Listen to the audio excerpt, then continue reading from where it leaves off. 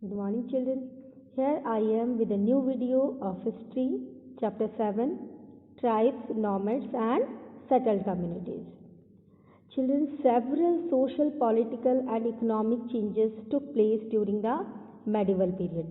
The Afghans, the Turks, the Mongols, they had their own traditions, customs, values, etc.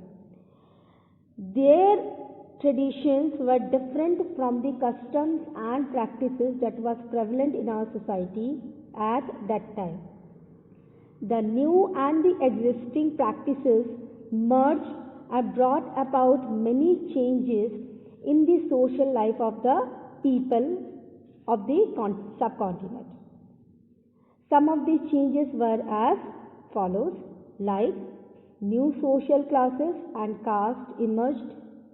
The position of the women also changed with the new social order, and the changes in the lives of the tribal people. Okay, so all these things we are going to discuss in this video.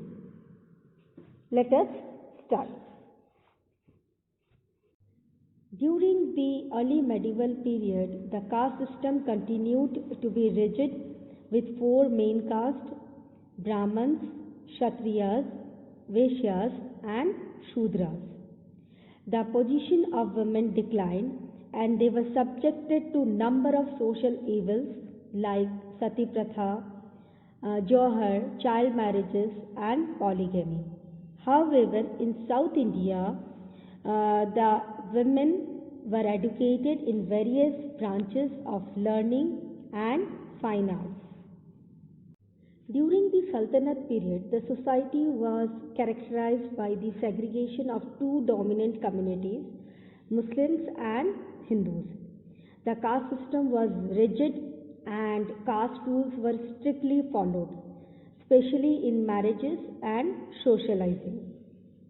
Social evils such as Parda system and Sati were widely prevalent during the Sultanate period. Under the Mughals, the ruling class, nobility, and the officials, they enjoyed more privileges and they led a very luxurious life. Women continued to suffer with the social evils. India is a country which is diverse in every way, especially its demography. The country has the largest number of tribal people in the world after Africa. India has a diverse and rich ecosystem which enables a variety of tribes to grow and survive in the country.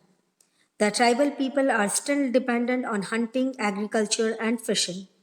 We know very little about tribal societies and groups of the medieval period because the tribal people did not keep written records, they preserved their customs and traditions orally. The tribal people did not easily let outsiders into their areas of habitation. They lived in remote areas such as dense forest, hills, mountains, and deserts, which were extremely difficult to reach. As a result, outsiders did not have any contact with them. It was due to their isolation that the tribals were able to develop and preserve their separate culture. Most of the tribal people, they are engaged in herding, agriculture and hunting gathering. They're dependent on the natural resources of the region they lived in. Some tribals settled down in an area permanently while others led a nomadic lifestyle and moved from one place to another with their animals.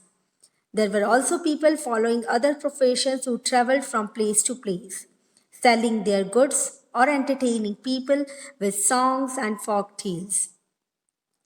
Some of the major tribal groups in India included the Gonds, Santals, Khasis, Angamis, Bhils, Bhutias, and Great Andamanis.